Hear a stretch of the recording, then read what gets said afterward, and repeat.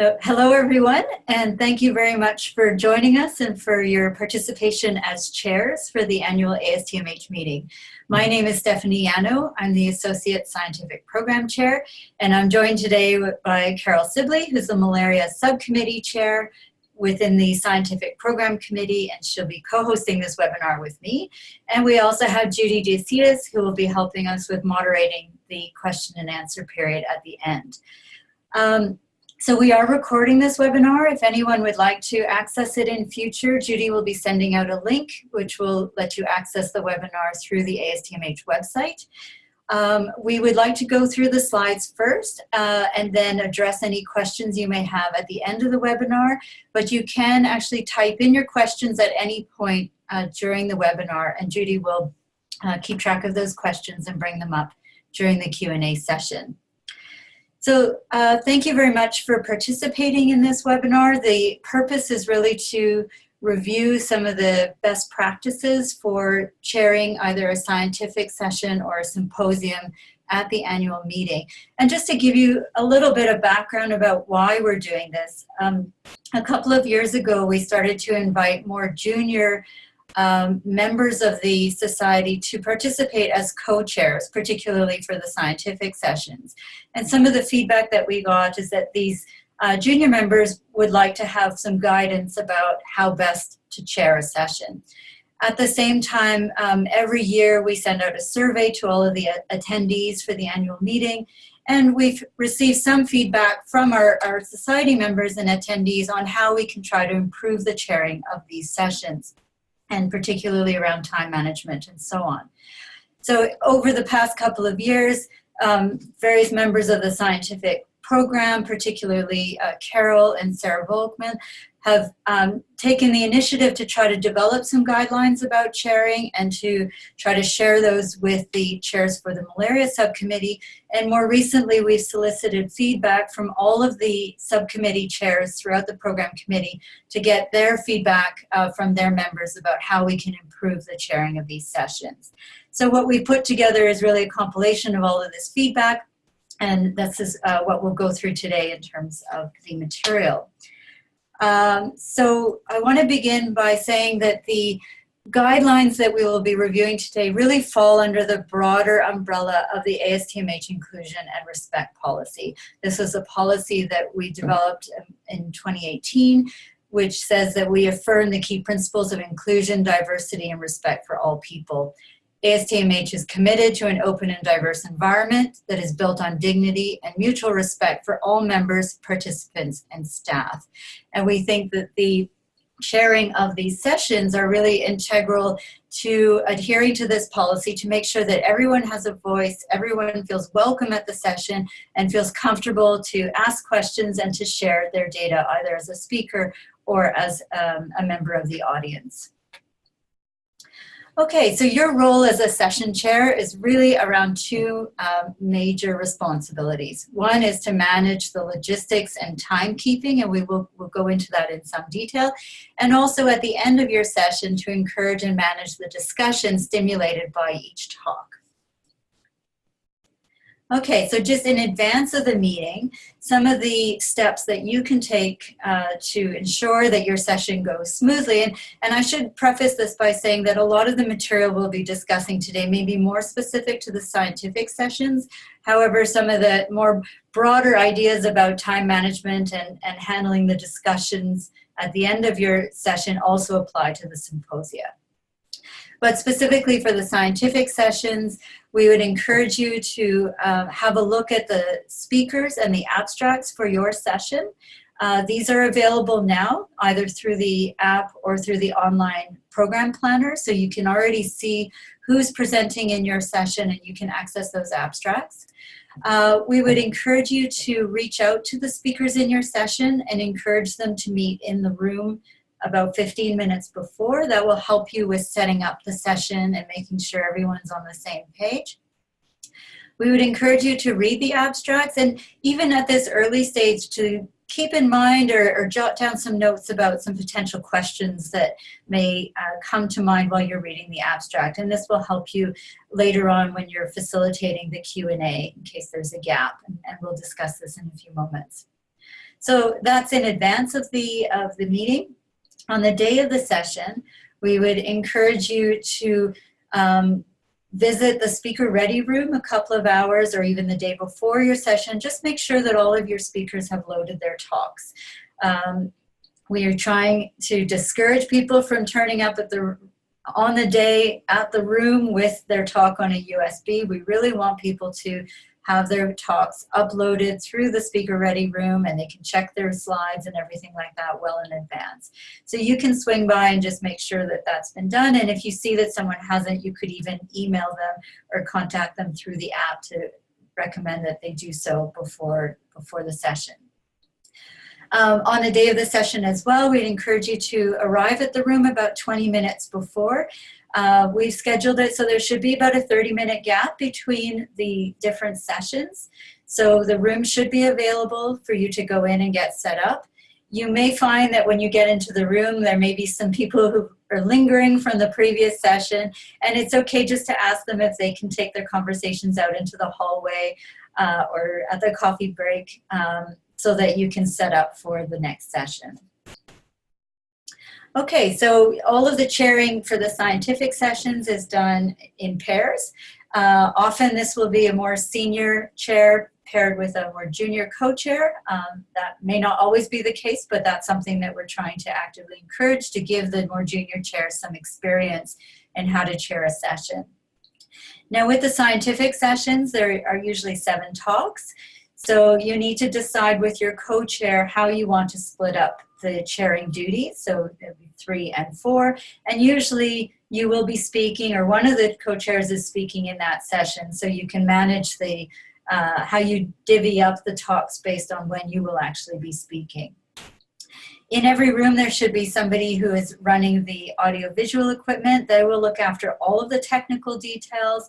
And you can assure them that no talks will be loaded from a USB. We need everything to be done in advance. So just introduce yourself to the AV person. That way, if you run into any troubles, any technical issues, you have that contact to get help right away. The other thing you need to do as co-chairs is to make sure that you're familiar with the pointer system and the timing system. So there should be a pointer available on the podium. This will be used to advance the slides as well as to serve as a pointer. So you need to understand that so then you can explain it to the speakers afterwards. The other thing that you and your co-chair need to decide is what kind of signal you want to give to the speakers at the 12-minute mark. So this could be just raising your hand. It could be that you stand up. Usually it's a nonverbal cue, but you want to be consistent between the two of you so that you can let the speakers know what to expect. Okay, then hopefully your speakers will arrive about 15 minutes in advance of the session. So you should invite the speakers to come and sit in the front row. This will facilitate the transition from one talk to the next. They're right there and ready to go. You then need to explain to the speakers how to use the pointer and how to advance the slides, and possibly also for setting up any microphones, make sure that they work well. The other thing is we recommend that you let the speakers know that you will read out the title for their talk. This is a common thing that happens at meetings where the chair will say the title of the talk and then the speaker will stand up and immediately repeat it. So we recommend that you just advise them that you will be doing that. You'll read their talk so they can just launch right into their talk when they go up on stage. Okay, now occasionally, and this happens very rarely, but we just want to prepare you in the event that it did happen, we can have a speaker that fails to turn up at the meeting. This is usually due to problems beyond their control, such as issues with flights and so on. And this is really important. We need to make sure that we don't move up the talks if a speaker is absent in a session. And the reason for this is that most of the attendees will sort out their program planner based on what talks they want to go to, what rooms they'll be in, and they do this based on the online planner. And the timing can be very critical, moving from one room to another. And if we then move everything up, then we'll really disrupt everyone's schedule for who wants to attend those talks.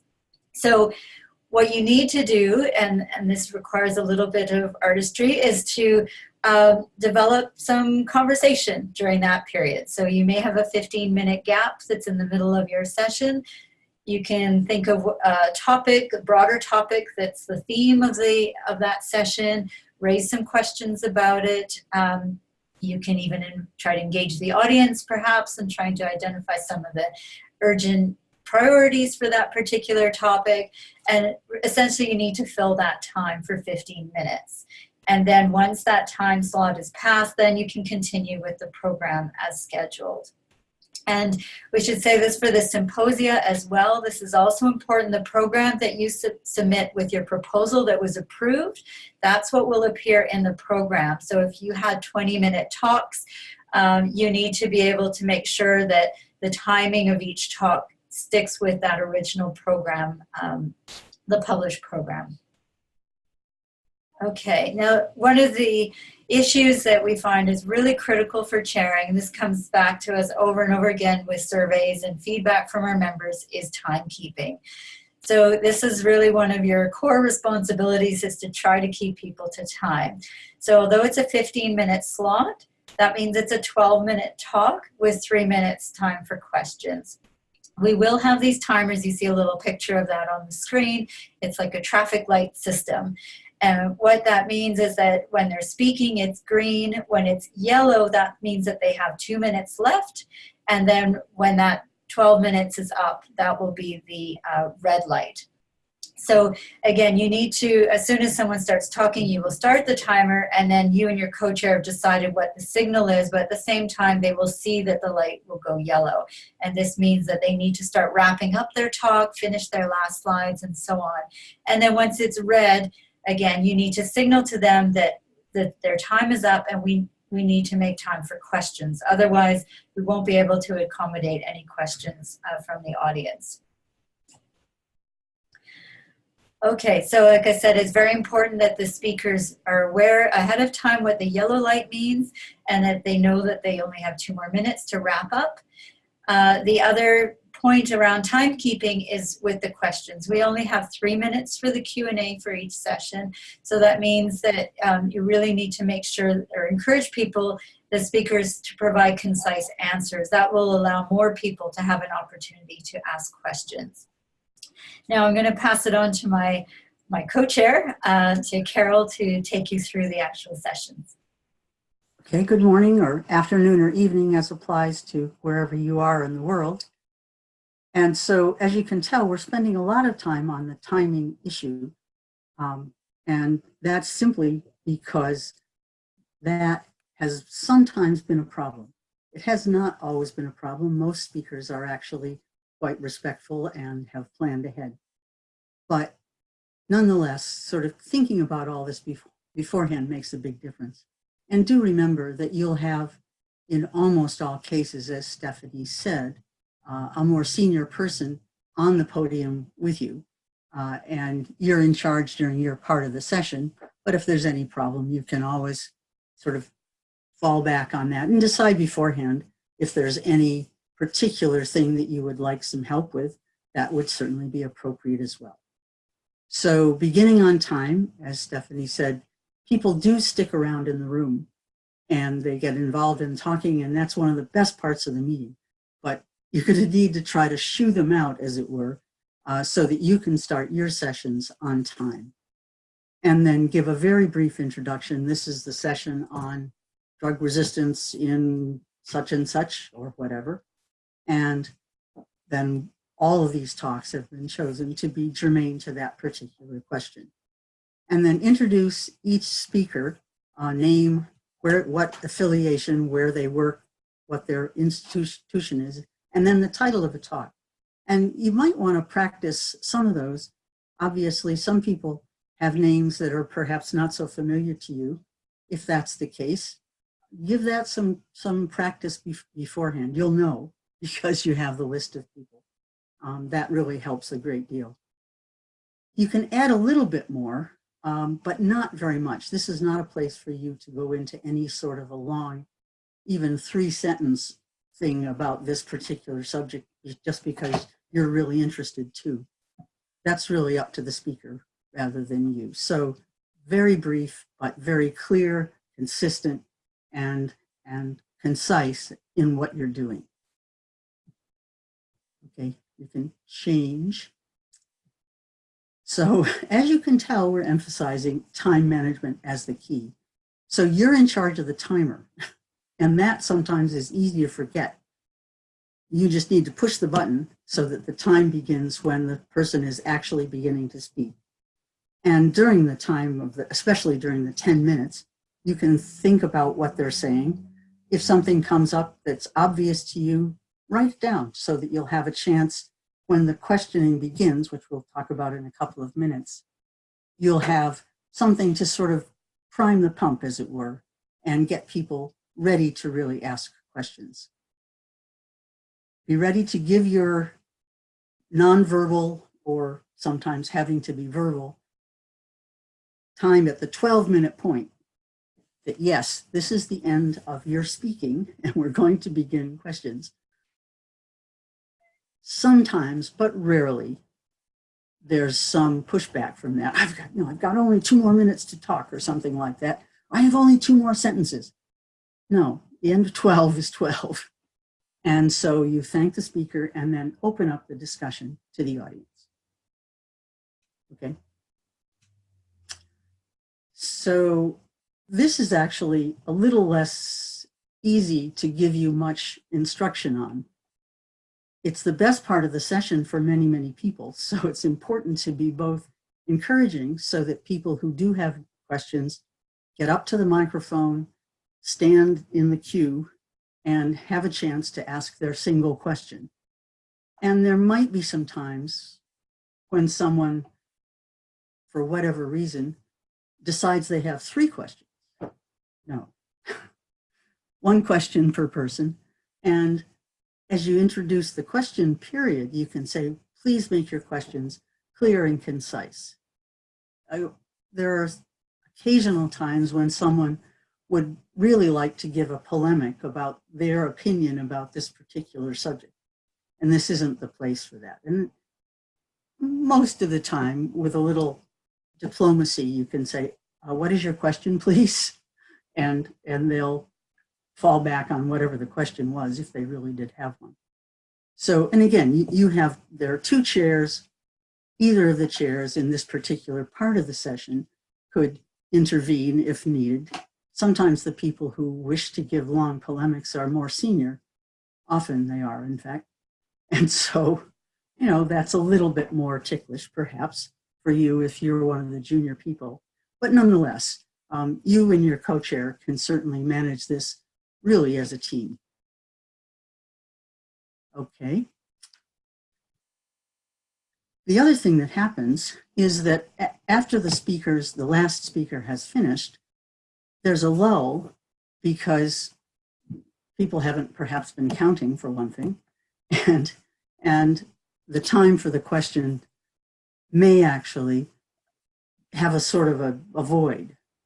And one thing that you can do as a chair is to have a quick, straightforward question, perhaps, ready to prime the pump, as I said earlier, and begin the fact, because people have to then get up from their chairs, stand up, get to the microphone, and then be ready to give the question.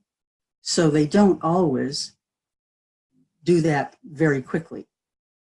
So the floor microphones are there. They'll be ready to be set up. You call on individuals, okay, that microphone over there. One sensible thing to do is to go from mic to mic so that the person who has been asking the question and receiving the answer, hopefully, can move away from that mic, get out of the queue, essentially, and the next person get up. And so that's something that works fairly well by just sort of alternating or at least going from one to the other. So ask each person to give their name and the institution where they work. And sometimes they forget, but and that's not a crucial thing, but that you would ask at the very beginning of the session on the questions, that they would do that and just remind people that that's the case. Okay. Yeah, so I've sort of covered this in the sense that if there's a long monologue coming out, firmly but diplomatically intervene and say, please, let's have your question. Especially if there are lots of people. I mean, the questions are, as I mentioned, in a way, the best part of the meeting. That's where real connections between and among people happen. And that's why after each session, you often have to clear out the room because people have been stimulated by the questions to one of the speakers or several of them. And so we don't really want to tamp that down, but we do want to make sure that that many people get to ask questions and that this is handled in a way that allows the whole meeting to go on in a smooth way by at the very, very end of your session, people begin to go out into the hall or wherever else they're going to go to discuss the questions that have come up. Okay. The nice thing about organizing your whole group of speakers before the session begins is that if they're sitting up front, this transition from one speaker to the next is very efficient as well. So speaker number one is finished, the questions are over, they can descend from the podium, the other person can be on their way up. The AV people are already set. They have these talks on their computer. They have tried them. They've made sure that they actually look fine, et cetera, et cetera. And you can then say a few words during this transition, but in general, you can make it quite efficient. And that's an extremely nice feature of doing it this way, because that's sort of dead time scientifically. And it's very nice to be able to have this smoothly functioning during the whole session. And then, you can make a comment, but remember that you're going to introduce the person as they're sort of up when they arrive on the podium and give their name, their institution, and the title. So that's probably enough to bridge any of the transition that you would need to do. Okay. So when you get to the end, it's very nice to be able to sum up as best you can. And again, this could be you, it could be your co-chair, you could decide that beforehand. But it's nice to sort of wrap it up with a few words about that particular subject, whatever it was. I mean, you were chosen to be a co-chair because you are, in many cases, if you're the junior person in particular, you will be the person who is then giving a talk in that session as well. And thank the speakers and invite the audience to do the same. They're pretty good about clapping at the appropriate time, so you probably don't have to do too much about that.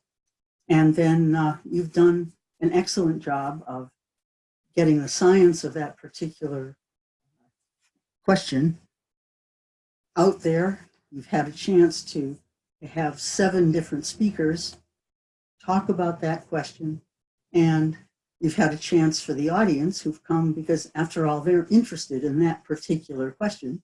That's why we make such a big deal about timing and making sure nothing is out of schedule so that people miss things that they want to see and hear. And then you're done. You can relax, begin to go to sessions and think about how other people do their sharing duties. And I think it's worth saying that we would love to have, after the fact, your reactions to how this went, whether there are things that we could have done that might have made it easier, something you hadn't thought of and we hadn't thought of, which could have improved or smoothed or whatever your session. So be thinking about that as you reflect on the session, and we'd be delighted to have your feedback and suggestions that we could add to the fairly long list of the kinds of things we hope people will consider as they actually are selected to be a co-chair. So yes, we're grateful to you, to the whole community for your commitment. And the meeting has been getting better and better over the many years I've come to it. And I'm sure that will still be the case. And for those of you who are listening right now, thanks very much for joining. And we'll be happy to have questions and answer them. And Judy, you're organizing that, right?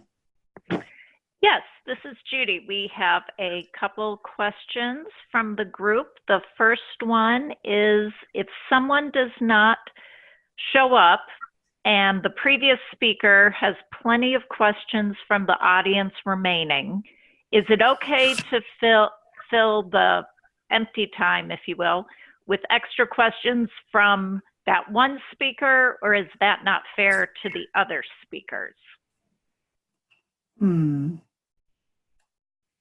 I guess I would think that's not a bad way. I would certainly begin at the, when the gap is obvious. I would begin by saying the talk that was scheduled for blah, blah, blah, blah by person X is apparently not going to happen. So we will have a 15-minute break. So you've already broken that particular, the questions for that particular speaker. So I wouldn't let it just go on. Make a, demark that point. But then, I don't know, Stephanie, you've probably got ideas as well. Oh, you might open up, make it clear that questions from the other speakers that preceded the space could also be answering. They're up in front after all. They could all even stand up or whatever if you needed to. I don't know that that'd be necessary, but that would be one way, sort of make it clear that this is a space, and then questions are a good way to fill that space if you can. Steph, you wanna? Yeah, I agree. I think it depends whether there's a table at the front and you can invite those speakers back up to sit down at the table. Yeah. But I think opening it up for questions for all the speakers is a fair way to do it. The other thing is, as chairs, you could initiate a discussion by raising a question that could be answered either from the audience or also from the speakers related to what was discussed in the other talk. So there's different ways of managing it depending on the level of enthusiasm from the audience. Yeah. Are there other questions? Yes, we have another question that's sort of along those lines. The question is, I'll be starting my session at 8 a.m. What is the best way to handle the situation if the first speaker does not come by 8 a.m.? It's a good question. Yeah. That's really, I don't have a great answer to that. I think you could use that space to introduce the topic of the session. So if it's the very first speaker is missing, you could try to, again, it requires some skill, and you ideally would like to know in advance that speaker is not coming, and by going to the speaker ready room the day before, you would probably know that speaker is not coming. And in that case, you could try to, with your co-chair, right? You don't need to take this on alone. You could try to start an introductory discussion about the topic that will lead into the other talks. Yeah. Yeah. Has that ever happened in my experience? I guess I don't remember that that's ever happened. On the other hand, it's a really good question. It certainly could happen. And things happen, especially if people are staying not in the hotel, or their alarm doesn't work, or whatever. There are lots and lots of jet lagged people, of course, who are there, and so this wouldn't be crazy if this were to happen. I suppose the other option is you could let people know that the first speaker is not there, and you could start it 15 minutes later. I mean, people might want to get a coffee, and then usually that first session, you have a lot of people trickling in. So it's not as difficult to manage as a big gap in the middle of the program. So you could just say, we're going to start at 8:15, I think would be fine as well. Yeah, that's maybe maybe easier. Yeah. Yeah, good question. We have a question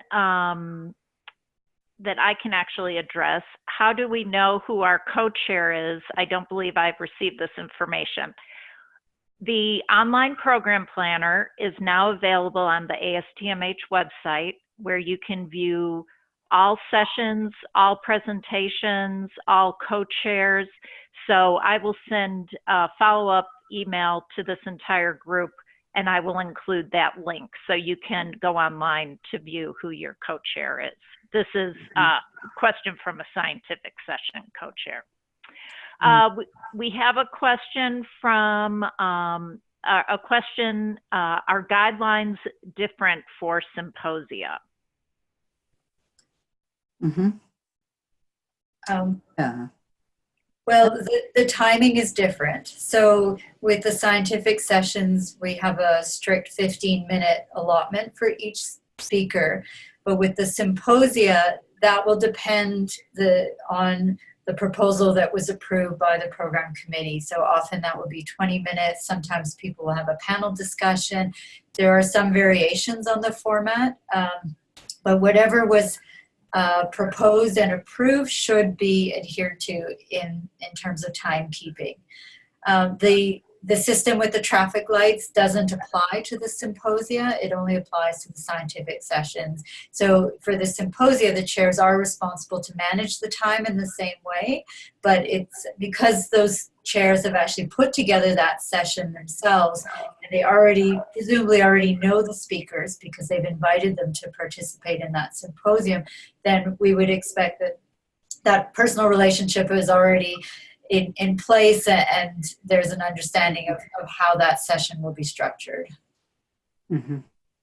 Yeah, the speakers in symposia are in general themselves much more senior, and as Stephanie just said, whoever planned the symposium would have arranged this with each person personally as well.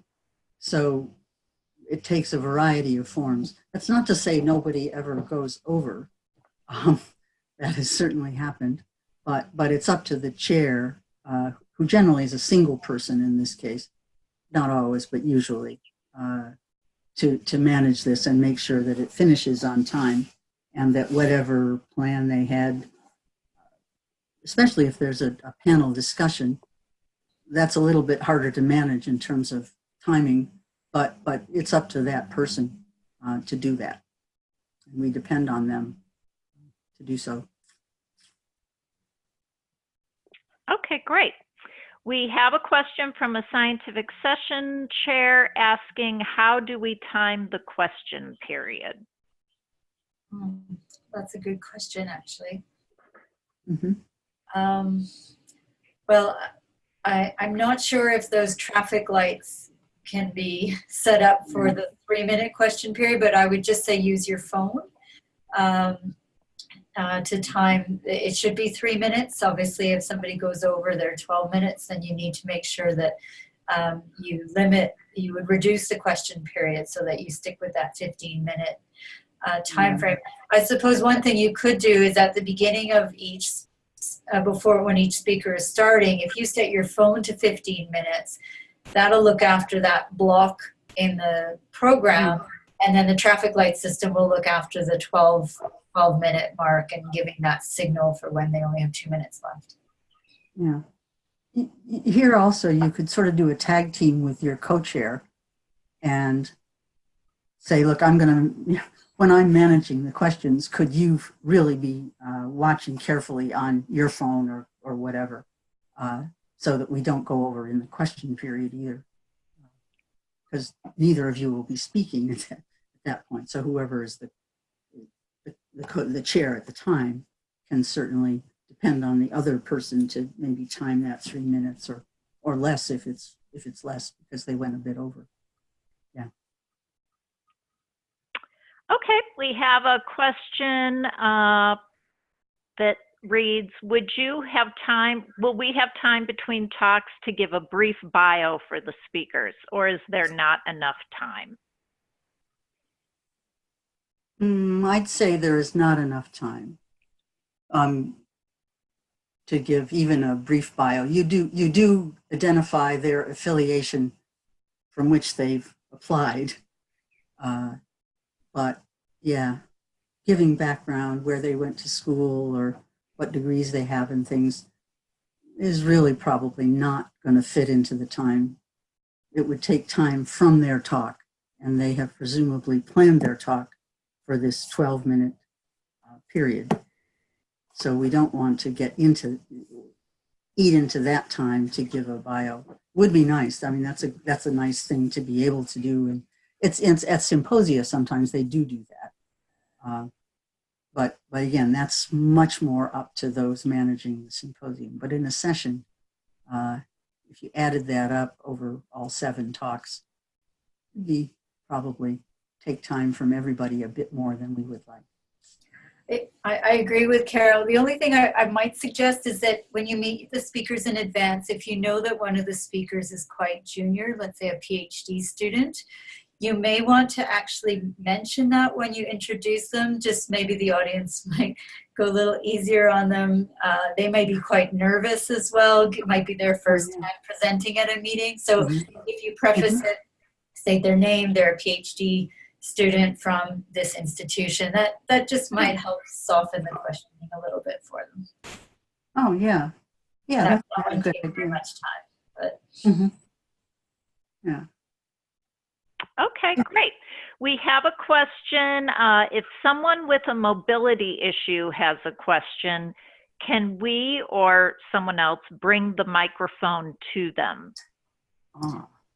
Judy, correct me if I'm wrong, but I believe the mics can be passed around. Is that right? We do have aisle mics in the session room, so the microphone should be able to be removed from the stanchion that it's on. Yeah. Absolutely. We would make every effort. Okay. That's a really good point. Yeah. Okay.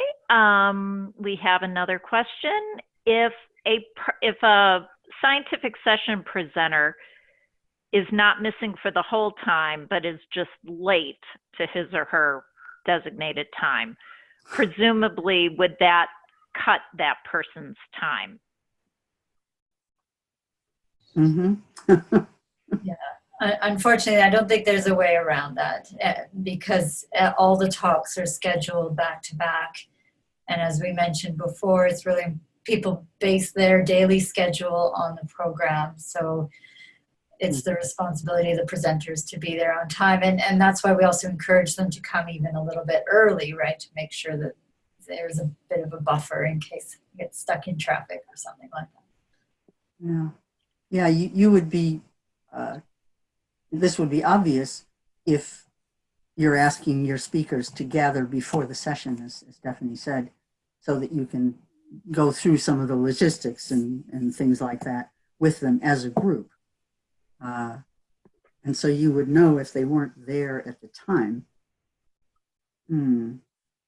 Yeah, I don't see any way that more time could be allotted just because they, for some reason, ducked out and then were late to their time slot.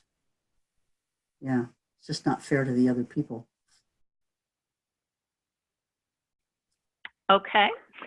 I see we have a question here from Joel Bremen, our incoming president, and he asks, what if you see that a speaker has too many slides? That's a difficult one. Yeah. All I can say is that you need to reiterate with the speakers that how much time they have. You also want to encourage them to speak clearly and not just to run through their slides to make sure they can get their data, share their data and get their message across. I suppose if you see that in that 15-minute period, maybe they can think about what slides they might skip over. Again, we don't want them going to the AV person and cutting slides out and changing their presentation, but if at least they're aware of it up front that, you know, they have 50 slides for a 10-minute talk, that that could pose a problem, and they start thinking about how they're going to get through it. Yeah. Judy, they do get some guidelines about their talk. You know, each speaker gets guidelines about his or her talk. Do we give any sort of guess that for a 12-minute talk, you know, X number of slides would be probably optimal? We have not done that in the past, but it's certainly something we can do going forward. Yeah. I mean, it's hard because some people then just cram lots more words on X number of slides, and that's not helpful either. So, yeah.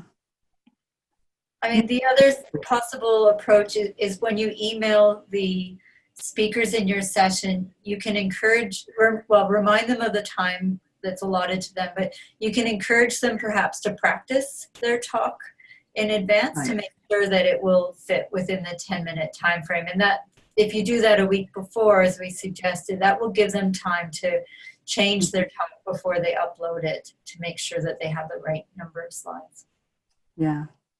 Yeah, you can certainly tell whether people have mentors who have more than encouraged them to practice, maybe required them to practice, because it really does help. And so, yeah. We have another question that reads, is it okay to use a beeping timer?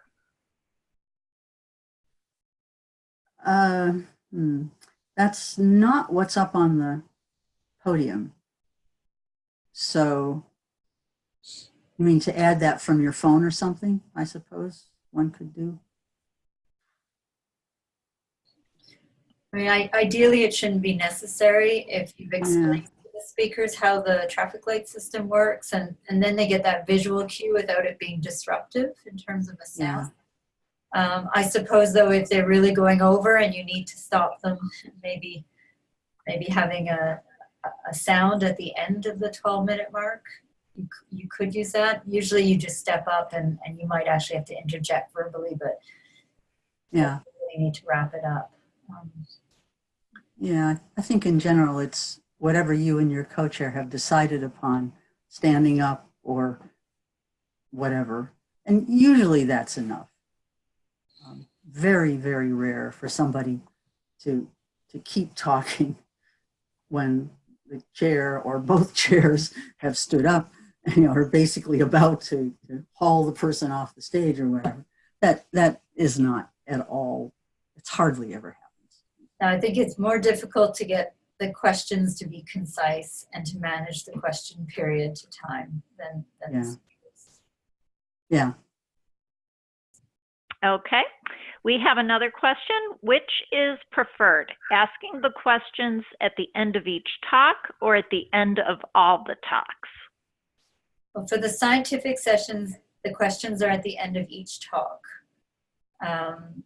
Because the talks can be quite different one from the other. I mean, they share a theme, for example, drug resistance, but each talk will have its own subject that's unique. So the questions will be after each talk. Now for the symposia, that is really up to the symposia chair and the speakers, and again, what they have proposed and what was approved in their original submission. Some may prefer to have discussions at the end, like a panel or something like that, but that it really depends on how that symposium is structured. Mm-hmm. Yeah. Yeah, I mean, even as you look over the list of speakers in your session, you'll notice the heterogeneity. As Stephanie said, the focus is, you know, immunology or vaccines or modeling, or in some, well, modeling, for example, is extremely heterogeneous because people model all kinds of interesting things. So in that particular case, it would be especially difficult, but yeah, I think each speaker should have a chance to have the audience address their particular issue in this relatively brief but important question, 3-minute question and answer period. Okay, and then this isn't necessarily a question from the group, but it's something we discussed before. For those situations where you find a gap in the middle of a session, what kind of questions would you recommend to kind of spur conversation, to kind of trigger discussion among the group? I think it depends how well you know the field, and presumably if you're speaking in that session, that should be your area of expertise. But I guess a catch-all, if you're pulling it for a question, could be something as simple as what are the most pressing unanswered questions in this field, or what are the priority interventions that should be looked at to address this? Something very broad. Again, if you've read all the abstracts for your session, you may have an idea, or you should have an idea of the overall thread. So if it's something very basic science oriented, maybe it's something about techniques. What techniques do we need? Do we need an animal model? Things like that might kind of span all of the talks. So you could try to initiate a discussion around that.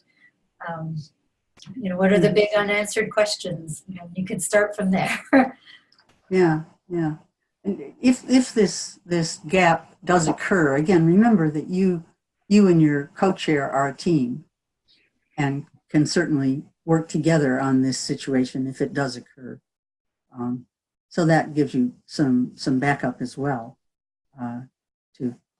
Even you and your co-chair could publicly ask a question of one another, say, what do you think? And then the kinds of things that Stephanie just mentioned. What do you think might be, fill in the blank, the most important priority going forward? Whatever, and have that particularly ready to go, because you will know whether there's going to be a gap, because people will show up and there will be 6 speakers or 5 speakers and you, if you're a co-chair who's actually speaking. So you can think about it before the fact. And get ready if it looks like it's going to happen. Judy, would the chairs be notified in advance if a speaker actually canceled? Let's say they missed their flight. Is there any notification system for that? We do send a notification a few days before the conference begins, but then sometimes we're not notified of absences, so we won't always be able to let people know that there will be gaps. Yeah, I mean, sadly, in recent years,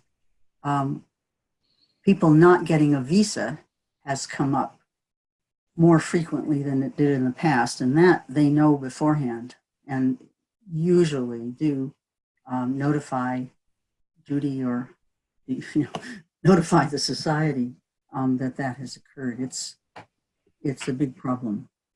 Maybe next year in Toronto it won't be. Who knows? Okay, well that takes us through all the questions that have been submitted. Mm-hmm. Wonderful. Well, thank you everyone out there for joining us, and anyone who views this in the future. We really appreciate your participation and all of your efforts in chairing these sessions. And as Carol mentioned, we welcome your feedback. If there are any other changes to these guidelines or improvements that we can make, please do let us know. And we look forward to seeing you all at the meeting. Yeah. And in general, people after the fact have just decided that it's been fun.